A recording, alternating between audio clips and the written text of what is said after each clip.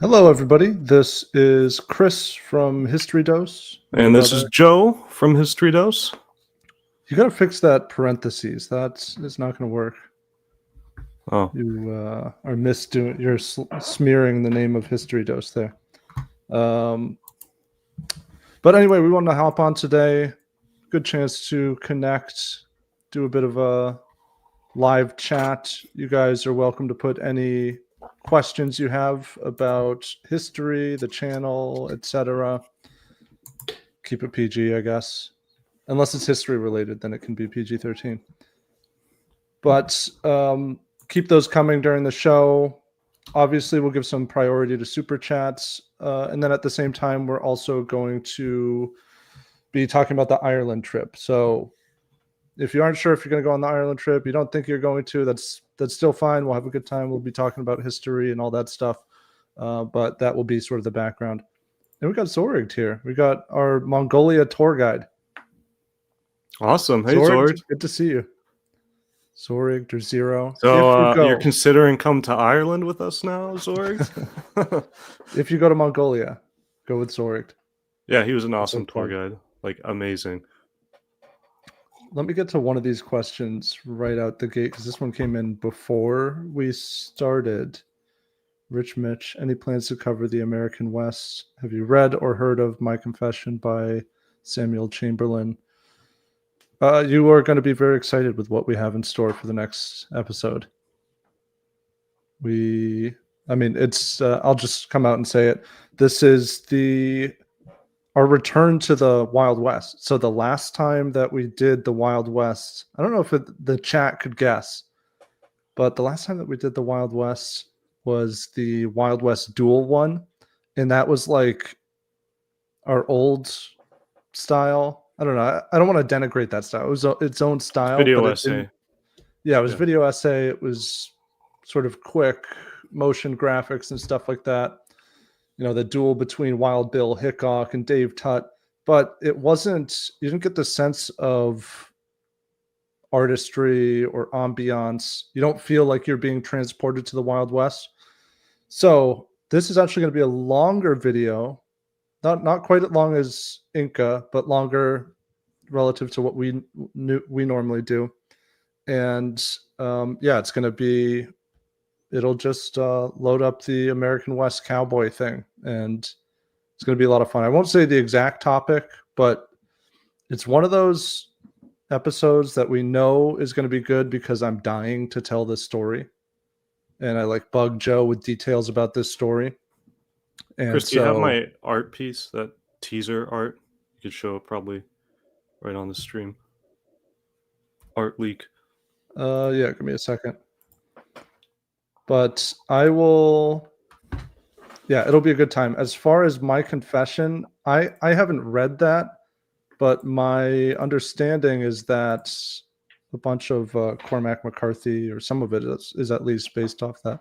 It's got a super chat from Rich Mitch as well. Thank you, Rich Mitch.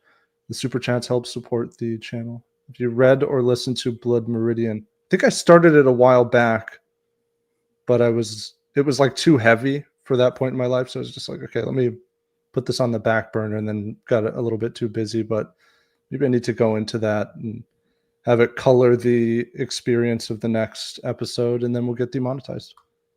I know the reputation. Zorich said, good to hear your voice.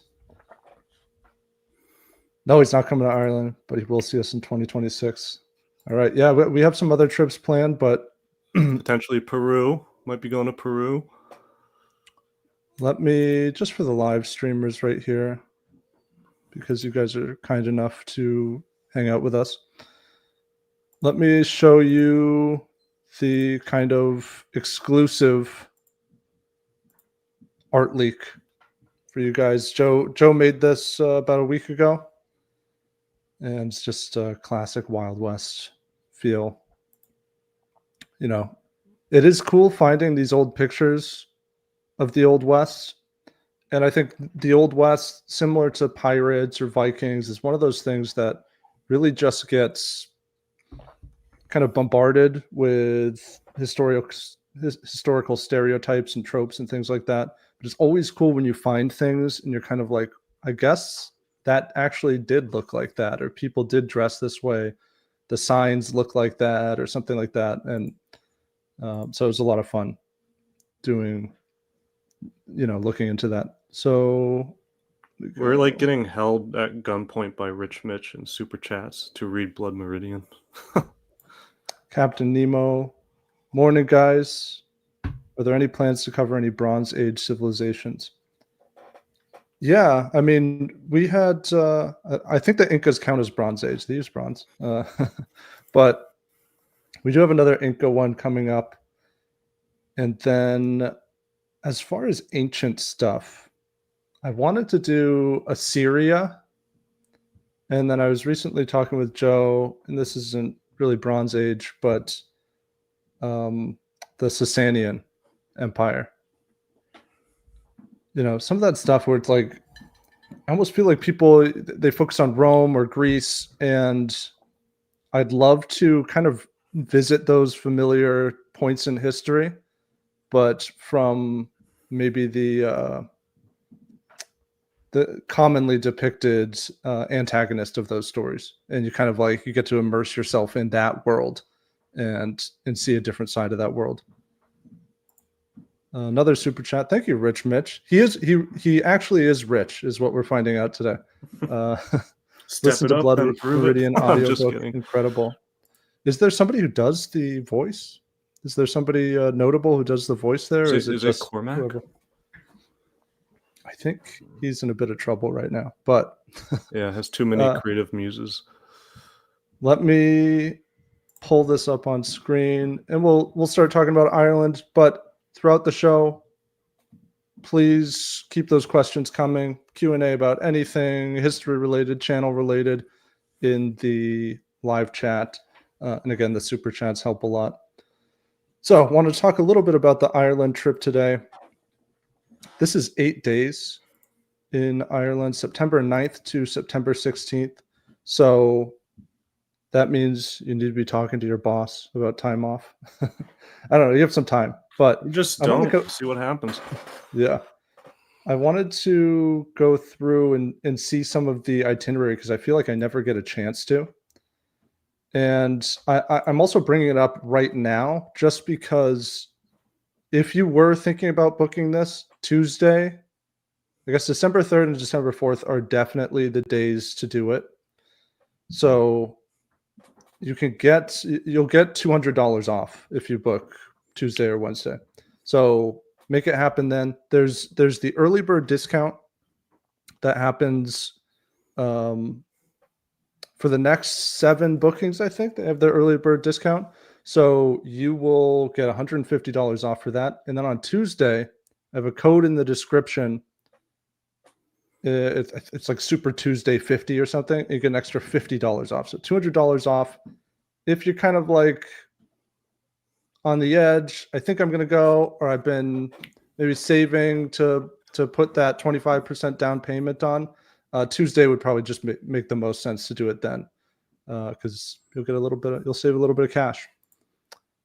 And then, okay, so that total cost would be 200 off that total price. So I guess it'd be $37.95.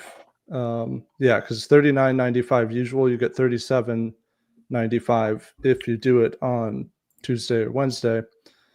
And then that covers, I don't know, it seems expensive at first blush. It's actually cheaper than the Mongolia trip. Yeah, it is, yeah. Especially if you count in airfare, where the tickets will be third or fourth of the price they were, depending on where you live. But like if you're US based or Europe based, obviously it's going to be way cheaper. And then that cost includes all in-country travel. So like, we have our Mongolia tour guide in the chat here, but that was one of the cool things about, because we did it through the same company, Trova Trip. It would be like impossible to get around Mongolia otherwise. I think we would have died at some point. And just having a guide that knows the history, all the small little locations, the hidden gems. It's like, if you have fear of missing out when you're vacationing, this will kind of quell any of those fears. Yeah, and I don't know, I always even beyond fear, it's such a stress when you're traveling to be like, I don't know, are we gonna be able to make it to this Yeah. point in time, or what's the hotel look like here? And if you sign up for these trips, so we did Trova trip for the Mongolia one, that's what the Ireland will be. And as a testament to how much people, how well it went in Mongolia, we have three of the people who came on the Mongolia trip, like right when I announced the Ireland, booked the Yeah. Ireland. So we have three Mongolia travelers coming along for a mini reunion. But so that Uh, cost that you'll get $200 off on Tuesday covers all the in-country travel. So like all the cities that we're going to throughout Ireland, like you don't need to pay extra for that. All the accommodations, the hotels, the tour guides that we'll have. So you'll have like actual Irish tour guides, professional tour company. All of that stuff's included. Any activity that we do, that's included. Um, and then one of the things that I really liked was just traveling with like-minded travelers. You know, people who like history. you will make friends. Like it was so fun in You are Mongolia. obligated to. Like I still go back to this night and we talk about it in our Mongolian trip Discord still. But like there was one night where we stayed up super late in the Gobi Desert and we just had a little bit of alcohol and watched the stars and saw the Milky Way, and it was amazing. And just talking, and I don't know, it's good times. And I feel like we're gonna have the same thing in Ireland too. Oh Less yeah, you get vodka, to, more whiskey, maybe more Guinness. yeah, and you'll I don't know, you have some. There's all those things that you don't expect. You know, I don't know, something that comes out of nowhere. Maybe something that wasn't even on the itinerary, but something funny happened. I don't know. You make new friends. It was really cool. We had a kid who had on the last one. He might be watching right now. He's from North Dakota, and nobody in his immediate family, and I think like close extended family, had left the country since the Vietnam War. And then Yeah. all of a sudden he was in Mongolia and he had his basically cowboy boots on and stuff. And Yeah, he he's like was my probably family like, thinks I'm Lawrence of Arabia. yeah. And one of his closest friends was a guy from Gotland, Sweden. And it was like, those are connections that would have never Yeah, that he happened. met on the trip, not before. Yeah. Right. And those are things like, I don't know, we could all sit down and just like riff about history for a really long time. Yeah, dude, it And was awesome. nobody Like, wants you to shut up. yeah, it would you would just we would have dinner usually at the camp wherever we were staying, whether it's in the Gobi Desert or on the steppe, and then you just have your desserts, and then people would just start talking, and now you're talking about ancient Rome, you're talking about ancient China, you're talking about ancient Mongolia, and it just goes on and on, but everyone's like happy about it, and everyone's fine to talk history for hours on end, which is kind of a rarity because you don't often bump into those people very often in real life. So there's like a lot of steam we were able to let loose just because we were around those like-minded history buffs. We had Jordan R, so we should try some Poteen also. Oh, is that drink? All right, very traditional drink, what Americans would call moonshine. Oh I yeah, just googled it. So very it's made out of potent whiskey. potatoes. Yeah, yeah. I Very think I remember. I think I posted something about that in our Ireland Discord. Um, I was like, I kind of want to try it out. I think like some go up to like 70% alcohol content, so be very careful with it. Jordan is trying to kill us. Yeah, no, we will not remember This like is 3 days of the tour. It is. Thank you, Jordan. All right, so let me go into some of this tour again. If you have any questions about the trip, or you have questions about history in general, what we're going to cover on the channel, comments about past videos, go ahead. I mean, just put them in the chat.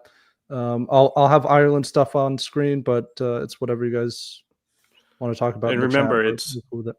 if you book this trip on Tuesday, travel Tuesday, you get $200 off the price.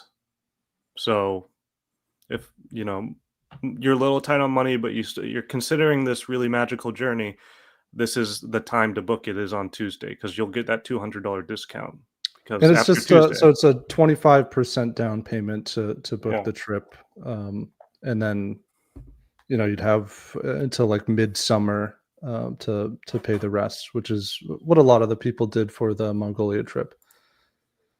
So the first day we arrived there in Dublin. We're not going to have a ton of stuff on the first day just because we realized people are coming off of a big flight and their legs don't work.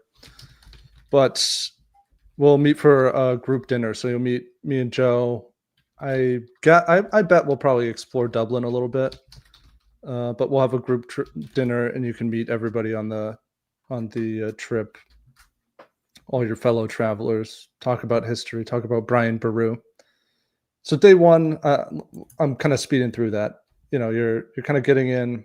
You'll get picked up and head to the hotel. We all stay at the same hotel, not the same room, but yeah, it'll be a fun time. Okay. And then day two is like kind of our Dublin day. So we'll do a guided tour of Dublin. There's a bunch of stuff that we're seeing. So again, we have the full itinerary in the description if you kind of want more detail about these things before you book. Again, Tuesday, $200 off if you book on Travel Tuesday. But there's going to be Millennium Bridge, Dublin Castle. I think Dublin Castle now is about where Viking Dublin was kind of stationed as well. And there was something else, I think there used to be, maybe somebody can put it in the chat, but I think Dublin means like black pool. And there used to be kind of like a pool of the river Liffey that sort of came out and met right there. And that, so like the site of Dublin Castle now is where the Viking fortress used to be, which you would see in our Brian Boru video. But so yeah, we'll have I think that's like 3 or 4 hours. So you'll get like a sort of like a quick like immersion into Dublin that day. And then we go to the Guinness storehouse. So it's not Poteen. It's not it's not going to destroy you. But well, I love Guinness. We might turn down a dark alley and find that Irish moonshine, though. So yeah, that's going to be an awesome day. And then I feel like we're really getting into Ireland like the next day. So we're kind of again so all the in-country travel is included in the trip. So all you have to do is you'll probably step on a bus or one of the cars, and it's a private tour, so we're not like with 50 other people. It's just whoever else booked and me and Joe. And so we go to Cashel Rock, or Rock of Cashel, and that was traditionally the seat of power for the county of Munster in Ireland. So when Brian Boru becomes king of Munster, that's kind of where you might rule from, or this is sort of like the sacred hill. And then after that, I think it's around like 1200 AD, and a little bit before, like 12th century, is when you start to see like the modern structures being built there. Modern in terms of like almost 1,000 years old. But that, I don't like Rock of Cashel. You can Google it right now. Like it is one of the most beautiful places. We had an Irish person who's like one of our fans reach out and said he like went for the first time like a couple weeks ago, and he only lives like an hour away, which I feel like that happens a lot with countries that people live in. Like you take for granted your national parks and state parks and stuff like that. Yeah. But that's going to be awesome. And then we kind of we keep pushing on through after a fun tour of that, and then we spend the night in the countryside town. The next day is the Ring of Kerry, which is often described as the world's most beautiful drive. So it's like all around that west coast of Ireland. And there's kind of like these old villages, beaches. You got the blue water on one side. I don't know. Well, it might be gray. Sometimes it's gray. But again, like we live in Maine, I feel like sometimes the gray weather is part of the aesthetic. Like maybe you don't even want a very sunny day when you're on the cliffs of Moher. Kind of want like overcast and windswept grass. Ominous feeling. Yeah, Very, very medieval feeling. but yeah, there's lakes, medieval ruins, old villages. Ring forts are on this ride too. I don't know if we'd be able to stop and by and see one, but we could talk to the tour guide about that as well. Jordan R says Kerry is absolutely incredible, a must see for anybody. So Jordan, I assume that you live in Ireland. You're not just a frequent traveler there. And yeah, our great grandfather came over in 1911 from Ireland. So our last name is Feely, and so yeah, Patrick Feely came over, came through Boston, and then wound up in Wisconsin. And then so we end the day with an Irish whiskey tasting. If you don't drink, that's fine. I've been informed that they have like non-alcoholic versions of any of these drinks. But if you do, I don't know, you get a couple more activities out of that. Welcome to Ireland. Oh, sweet. Yeah, that's the origin of our name. That's how it's traditionally spelled. Feely. Hey, what's the background of Feely's around where I lived? Of your profile pictures? Is that from the Ring of Kerry? It looks very Ring of Kerry. And Jordan is a dog. Yeah, you're also a dog. Okay, so day five. Day five, I feel like is like the big hitter day. That's like, this is your new profile picture. This is what you you show people when you get back. So this is the Cliffs of Moher. We actually start through Adare village. I think it's pronounced that way. It's again one of those things that's like often described as like the most beautiful village like the most beautiful the most beautiful village in Ireland. And it's just like this really old medieval village. I think that there's actually reference to it in those old Irish chronicles. Something like when I was doing the Viking versus Irish one of them makes reference to like some habitation being around there. And so those chronicles are about like 1000 AD at that time. So obviously not all the structures are 1000 years old, but it's sort of like this site of continuous habitation, and it still has like this really cool medieval vibe. And then after that is when we do Cliffs of Moher, and we get to go tour the museum in there as well. But you know, all these things too, one of the benefits of having a private tour is that I never felt like I was like rushed along. You know what I mean? Like in Mongolia, because it's not like 100-person bus and everybody has 5 minutes to get your pictures. You're kind of just like talking with the tour guide, and they know the best places to take pictures, or what you're going to like to experience. What's the best place to get out and wander for a while? So, or like little last minute changes. Dose of it. Little last minute changes where, you know, maybe because of weather or something's not going to work out exactly. He can be like, oh, well, we can do this instead. Let's do horseback riding because that river's a little flooded or something. And then he can figure that out right away. So it's little stuff like that. And then also a big thing is just driving. If we had to drive in Mongolia, we probably would have died in the first, 3 days just because the roads are so hard to deal with. Like any car here would be destroyed, but they know how to manage all the roads and stuff. And I'm guessing Ireland's not nearly as bad as some of the Mongolian roads, but still just takes that stress out too, is the whole traveling and driving around. And then the next day, Kylemore Abbey in Connemara National Park. So this is a 19th century, it has like a Gothic vibe, but I guess it's technically neo-Gothic because it comes obviously 19th century after that Gothic era. But I think it was somebody's private estate, and then it became an abbey for nuns that were fleeing Belgium during World War I. And you look around, it's like Harry Potter. It's the interior of Hogwarts. So it's going to be one of those beautiful things. Like you're in Ireland in basically this castle-looking mansion. And then we get another big dose of sort of like the Irish coast there in the national park. Jordan R says he's not sure how much better the roads are than Mongolia. Oh, good thing we're not driving then. We will go horseback.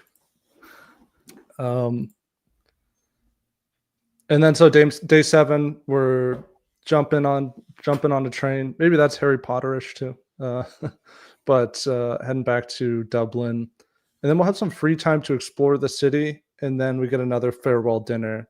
Those are always cool. You're just like reminiscing with people, probably exchanging phone numbers, talking about how we need to keep in touch and we need to see each other on the next trip. Yeah. We'll probably be talking about Peru and stuff. Yeah, and then everyone will start booking for Peru. And then, breakfast the next day. And then they'll bring you back to the airport and you can head home. So I think that's it. Yeah. So again, this is everything is covered in here in terms of like, well, so you will buy your plane ticket separately because obviously we don't know where you're coming from. But beyond that, the tour guide, in-country travel, all the hotels. I think it's all the breakfasts during the tour days. And then the 2 dinners as well. Yeah, I think it's 2. Yeah, the 2 group dinners are included in the cost. And then all of those activities. So like the whiskey tasting, the Guinness, the tour, the museum entrance fees, national park entrance fee, all that stuff is going to be included in the cost that you already paid. Transportation as well. Yeah. And then so when you book it, so if you book it on this Tuesday, I guess they have it December 3rd and 4th. So Tuesday or Wednesday, but I guess it's just easier to remember travel Tuesday.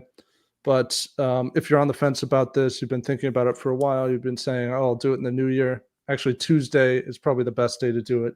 You'll get the $150 off for the early bird discount. And then in the description, there's the code for the extra $50 off there. So it'd be $200 off total. And you can lock it in. Like you can just, lock it in, have your adventure reserved for next year with just a 25% down payment. That's all I have for the Ireland trip. So if we have any questions, put those in the chat. Keep those super chats coming. We don't need to talk just about Ireland. Yeah, I just want to stress again with the trip. I mean, we've only done one group trip, and it was Mongolia, and it was life-changing experience. Like it was amazing, but so much of the value that you don't realize when you're looking at the itinerary is literally the people that you're sharing the trip with. Like you are going to become good friends with these people. You're going to, laugh, enjoy each other's company. You're going to, exchange stories, and it makes it so much more enjoyable when you have other people here that have, joined this trip precisely because they want to see something magical. They appreciate the history and the culture. And I feel like, that's what we got with Mongolia, and I have a good feeling that's what we're going to get with this trip too. And that's actually one of the biggest things I'm looking forward to, is just meeting with everyone and having that other kind of camaraderie and fellowship going on. It just makes every experience way more valuable. We're just Conor McGregor. I don't know if we're going to be doing a Conor McGregor tour. Is he in Dublin? I don't know. People are bringing up Cormac McCarthy, Conor McGregor. You guys are just bringing up the most controversial people possible right now. I don't know. Have a pub in Dublin, though. Christian Roots is saying, I have a familiar voice. I don't. You know what people said? People said I sound like the comedian Tom Green.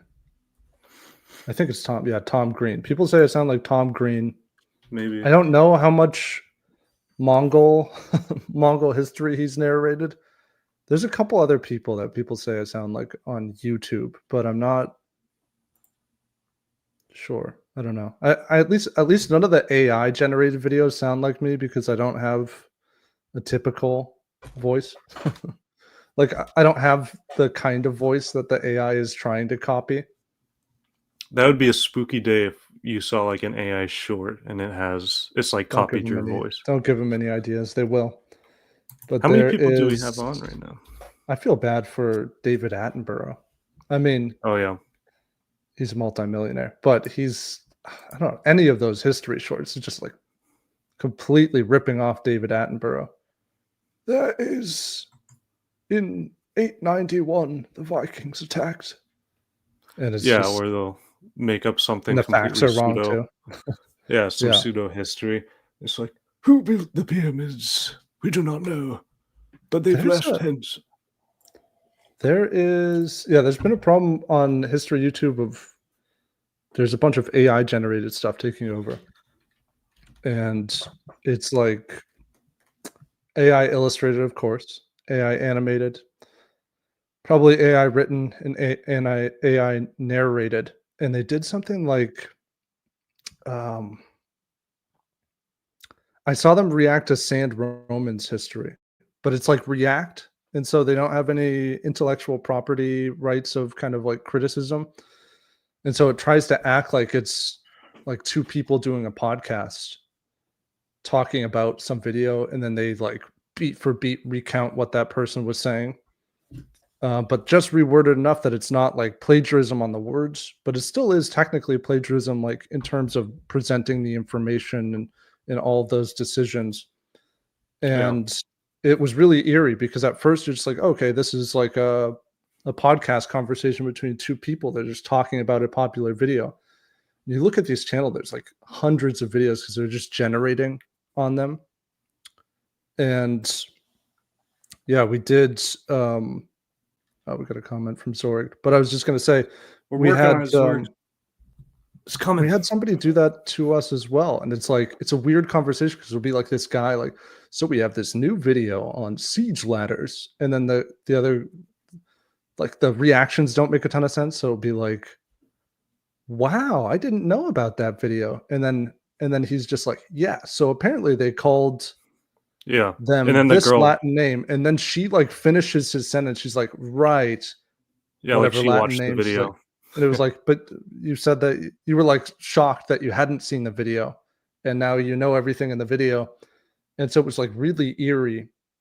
Um, I got YouTube to take down one video that kind of like AI reworded our stuff and used the exact same title, but I don't know. I hope that YouTube like actually monitors that stuff.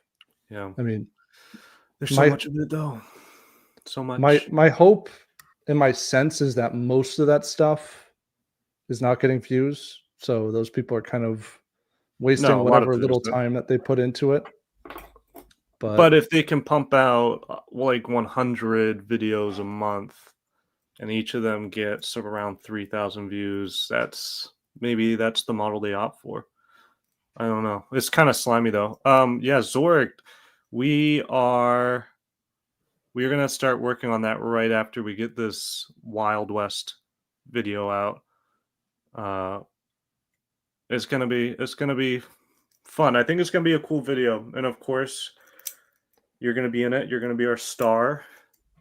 he We have an will actually awesome be in it. interview with you, so you'll get your seconds of fame in. Well, But we did an interview with him one of the days because we were in the Gobi Desert and we had been asking, can we do an interview and we'll just talk about Mongolian history and kind of Mongolians' perceptions of Genghis Khan and I don't know. Zorig is a huge Miami Heat fan, oh yeah, and like he's I don't know. Zorig, do you speak English really well? He knows American culture. He likes sports and stuff. And I think no, it wasn't a Heat shirt. It was like I was gonna do the interview, but he had a Rick and Morty shirt on, and I was like, "Do you want to wear like something more traditional?" And he like looks down. He's like, "Uh, yeah, I guess I can." like, like it would just be funny if we're talking about like traditional Mongolian history, and it's just like guy in Rick and Morty shirt. So he did put on the tail rope. But that's an editorial decision Yeah, we'll come out with that. in December. Yeah, hopefully in December, if not early in the new year. Yeah. Um, So I that's wouldn't something we want to want to release start it on doing. Christmas, obviously, because people are going to be with their families around that time. But hopefully, yeah. Oh man, we're in December starting tomorrow. But that video should be pretty easy to put together because I'm not hand animating or making art for a lot of the stuff. So And so that's one of the things that we want to start doing is these trips that we go on, and maybe stuff also just around the US, tinier trips. We will start making sort of like travel history videos about them. yeah, So I don't know. We both really liked Bourdain. yeah. And we're not gonna No match that. resolutions. I don't know. And We could. he started to put more history, like later shows. I feel like were more infused with history, but I think what we would do is kind of like it's definitely leaning more into the history, and the stuff that we're seeing would also be accompanied by Joe's art. So like you might see, I don't know, an old castle in Ireland, and then we kind of have Joe's painting of what that castle likely looked like 800 years ago. And so you kind of there's so many travel shows out there that we would want it to be unique in a way that it's not just some idiot who went to Ireland and took pictures. You know, it's like here's something new that we're bringing to it. You're going to learn something new. You're going to get some sense of artistry and ambiance there, and it's just enjoyable to watch. Whether or not Yeah, you think that you care about that country yet already, or maybe you've already been to that country and you're learning something new and experiencing that country at the same time. So that's what the Mongolia trip would be. So if you come on the Ireland trip, you will probably be in a history dose video. yeah, and it'll be cool. I mean, you can if you're like one of those people that goes away to an exotic new place and then you come back and when someone says how was it, you go indescribable, and you just don't know how to elaborate further. Now you can just drop a video in their hands and say, "Hey, I'm on YouTube, and this was awesome." So that's what happened. Yeah, I mean, Mongolia was really cool. I don't know. Ireland's going to be a blast. Remember, if you don't get too excited, because you got to wait till Tuesday to book. But Tuesday, you'll get the $200 off. Let's see if we have any other things in here. We had a question come through. Pablo, will you make any videos on the Byzantine Empire? I'd really like to. Yeah, I feel like I can spoil this just because it's not a done deal, but I had some thought of doing sort of like the it's still in under the umbrella of the Roman Persian Wars, but at this time it's the Byzantine um, Sasanian Wars. But like those kind of late 500s, early 600s insane wars that are just devastating. You have people like Sasanians taking Egypt.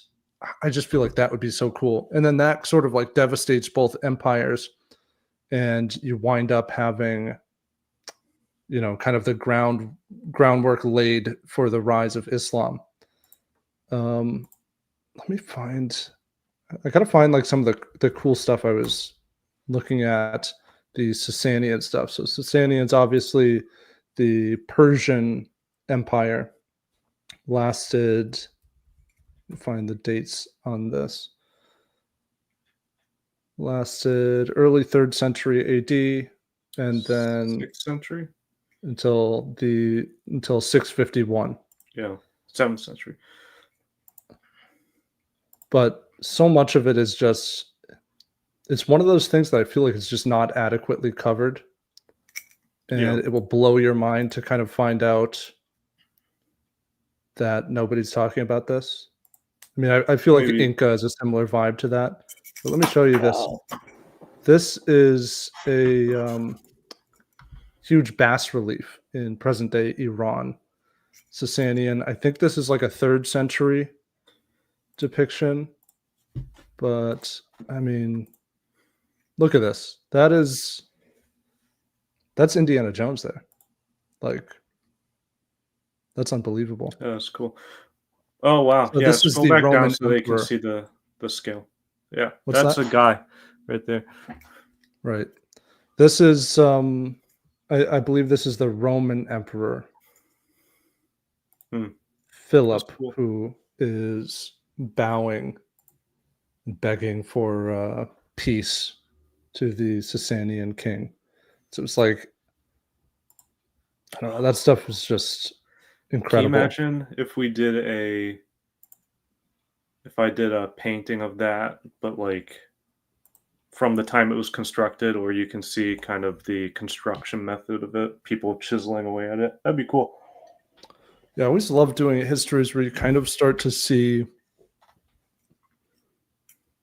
you learn about people that you kind of are almost like embarrassed that you didn't know existed before. Like Dumas, like General Dumas. Yeah, or just like big players. Like if you didn't know King Kamehameha, you're just Yeah, like, this is the big player. Like if you know anything about this region, you know this person's name. Or if you didn't know Pachacuti or Tupac Yupanqui, like yeah, that's true. these are the people that are. Pachacuti was called Moder. the Earth Shaker, or the turn of the world. It was also called because it was like this person has had such a monumental impact on history, Yeah, and so I always love going in and finding like here's this great conqueror, Samudragupta from the Gupta Empire, that at one time was like that was the name. If you're counting top leaders on the planet or greatest military commanders of this millennium, it's that person's name is going to be up there. yeah. It really puts into perspective. No matter how historically versed you consider yourself, you can always find a large, element of ignorance in your education. Like, oh, wow, I knew nothing about the Incas, but now, like, when you were going through it, I remember you kept on coming to me and like saying, wow, they had this, and they had this." And it was just like a culture shock, like, wow, holy crap, they were the Roman Empire of South America. Like, we had no idea they had these aqueducts, and they had this system of governance, and this courier system was like insane. Uh, and I feel like that is why History Dose thrives, is because we do that. We find those little things where usually you get a bit of a high and you start chasing it because you're like, I had no idea this existed, or I knew of it, but I didn't really know of it. And then you find out something cool, and then you find out something cool on top of that, and then you tell me, I'm like, oh yeah, we gotta do that. Yeah, we gotta do a painting of that. That'd be cool. Yeah, there was something in the upcoming episode. I don't want to spoil the topic, but the upcoming episode is about, broadly speaking, the Wild West. And I was looking for some sort of examples of something happening before. And so I gave Joe this. I was like, should I mention this? This is unbelievable. It was like this guy through the Wild West tracking down these like extremely brutal serial killers. And the final confrontation is incredible. And I'm like, almost feels bad to like mention that offhand. Like this deserves its own video. It's like Clint Eastwood meets The Witcher or something. Like this one guy who's like tracking these people. And Hmm. Joe was like, "Yeah, no, don't put that in the video because that needs to be its own video." And those are the ones where it's like we know we have to make a video on something where we're just like it blows my I get goosebumps and I have to tell Joe and we're like everybody else would like this too. That's like Dumas, Harold Hardrada, Yeah. those ones. I mean, the entire Inca subject was similar, where it's just like, Joe, we have to mention this. Okay, this video needs to be longer because I can't not mention this. Yeah. Um, we got a question, Captain Nemo. What are your opinions on the sea people, and who do you think they were? I've done a little bit of study on them because I did a video on the entire history of piracy in the West for Voices of the Past a couple years ago, and then it got demonetized. So, uh, unluckily for him, I think it still has like 500,000 views or something, but it doesn't get recommended, and it doesn't make him any money. But one of those chapters was on the Sea People's attack on Egypt.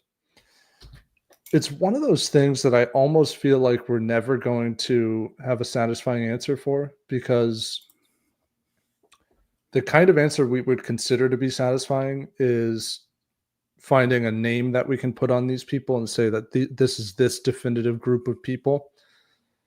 But they've sort of become their own thing, like in the same way that we collectively would call these people the Assyrians or these people Israelites. Like this, these are the sea people, and I don't know that we're gonna have a clear idea of their origins, or how centralized they were.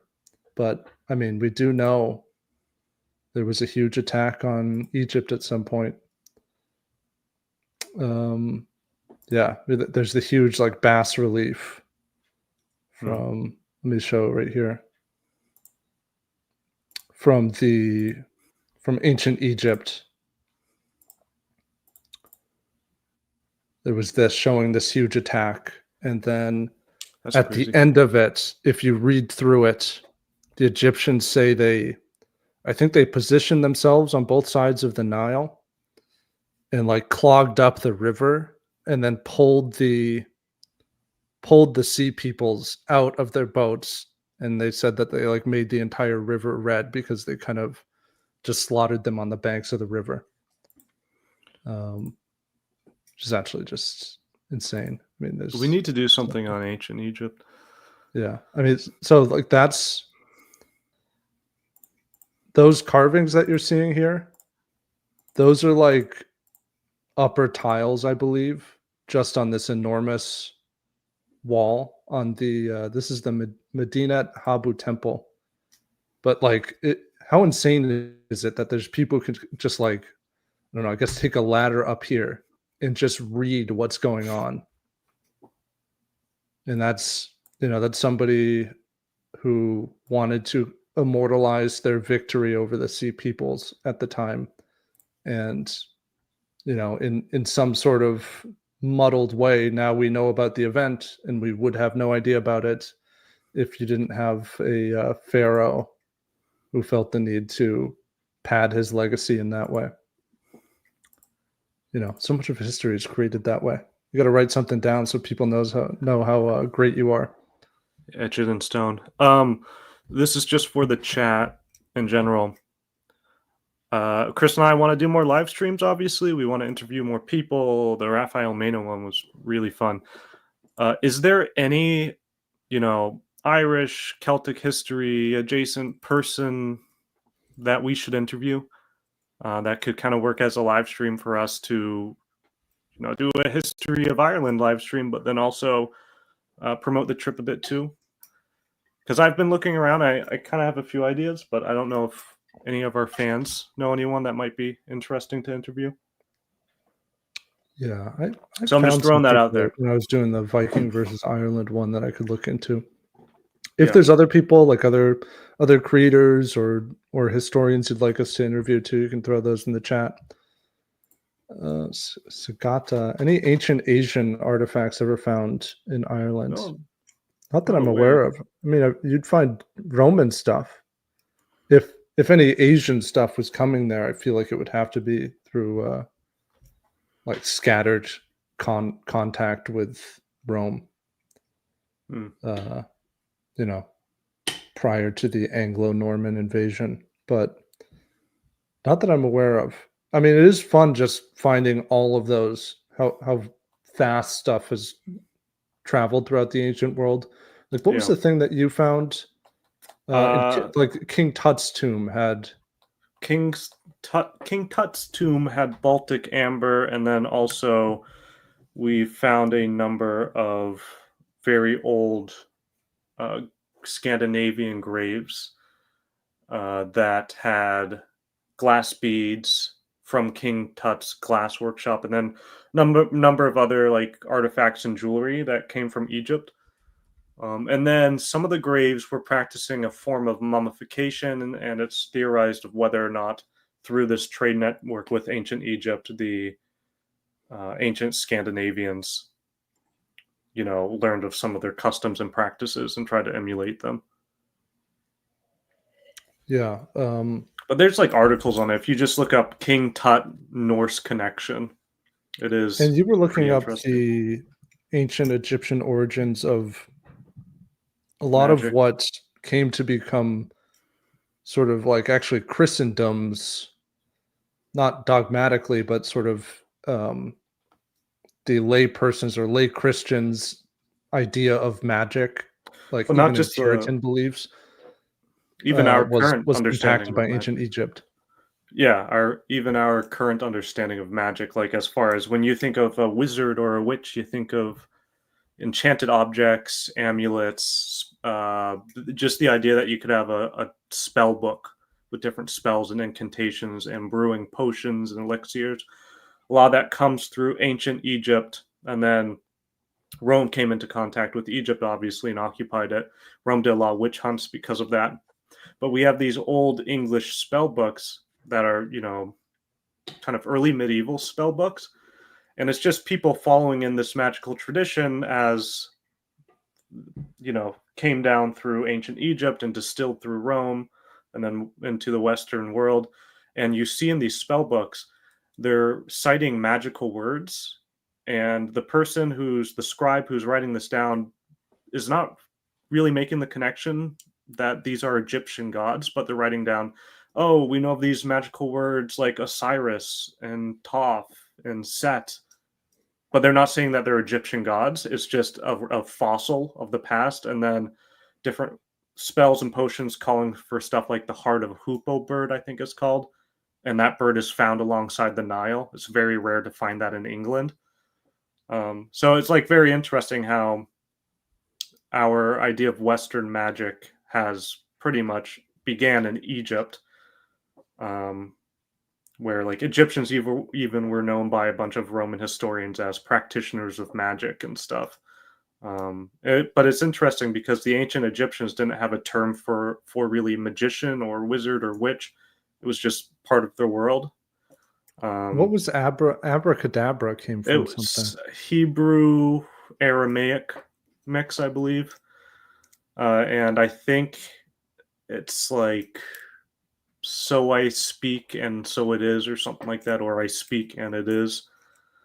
Um, and that, of course, has been preserved down to today, where you have even modern magicians using the word abracadabra, which is just very interesting. But I find it Like they interesting. don't know what it means, and Yeah, like they don't.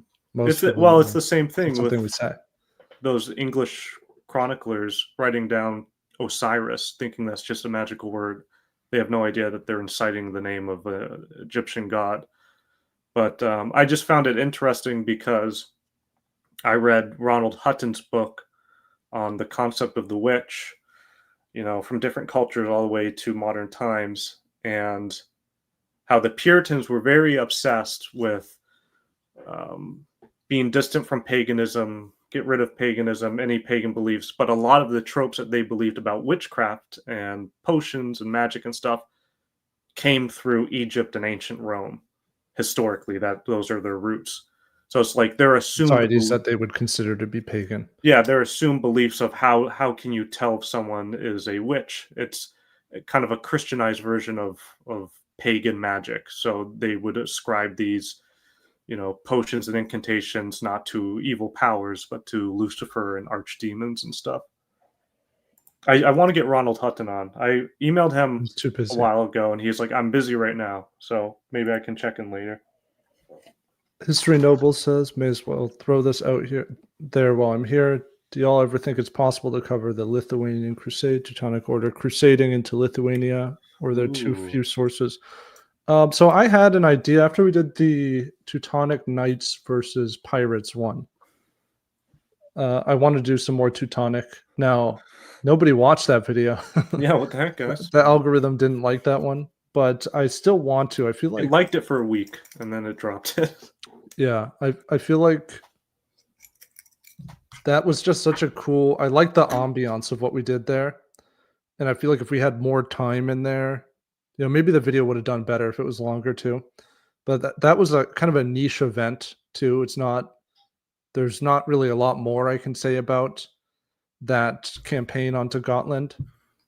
but as I was studying around it, like anytime I'm doing the research for these, I have to do all my homework and I have to, read a book on background and stuff like that, a few articles.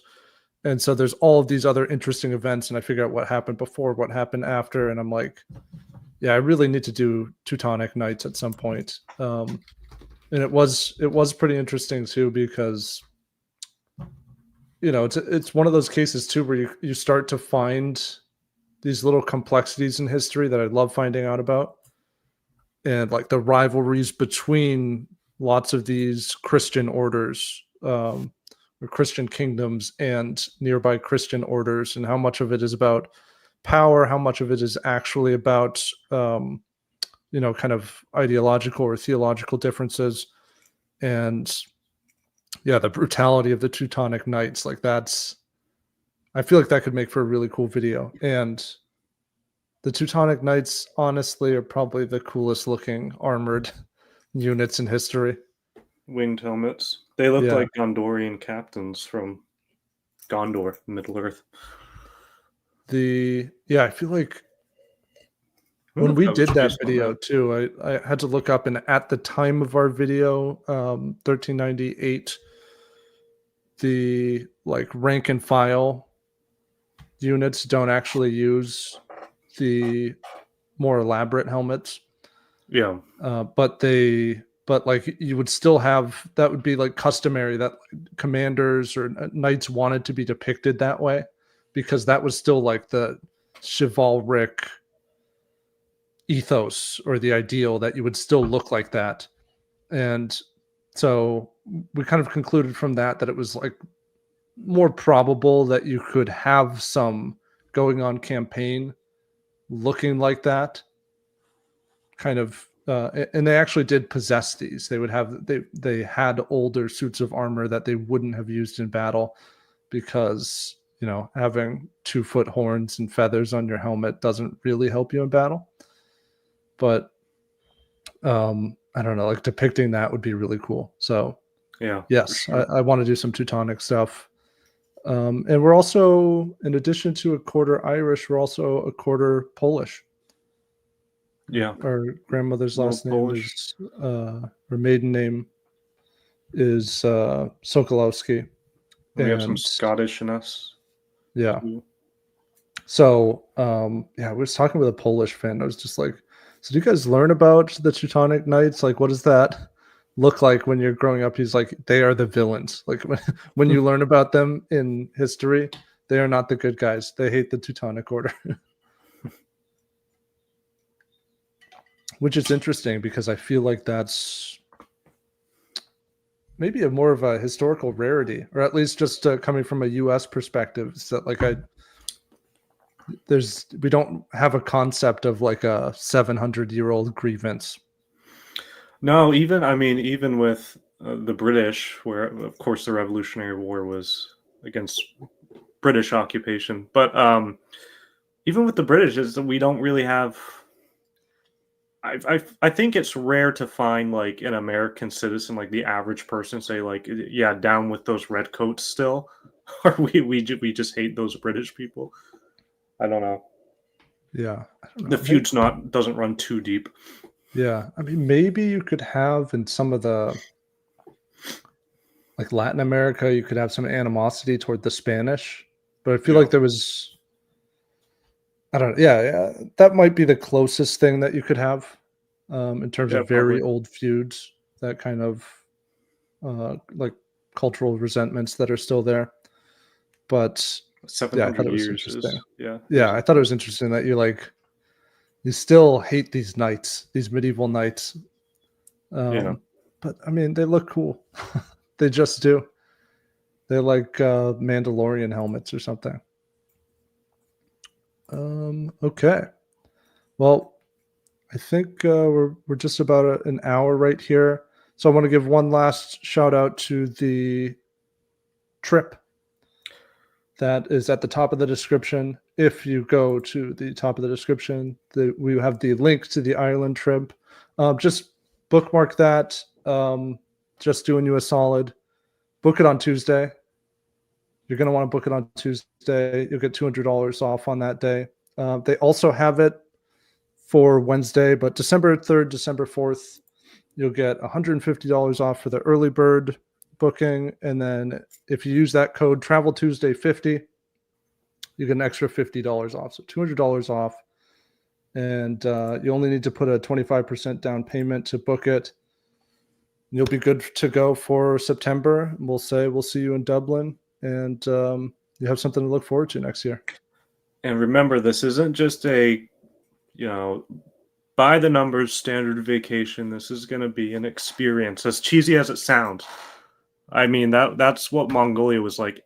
The first day we get in, and you're going around and you're seeing the city, Ulaanbaatar and stuff, and it's awesome. And then the next day it gets better, and then the next day you're like, whoa, this is insane. And then the people that you're with, it makes it all wow. And again, having a tour company handle things and a tour guide and all the transportation and all the accommodation pre-planned, and you don't need to call ahead of time. You don't need to worry about all that stuff. It's like, it's the best way to vacation, honestly.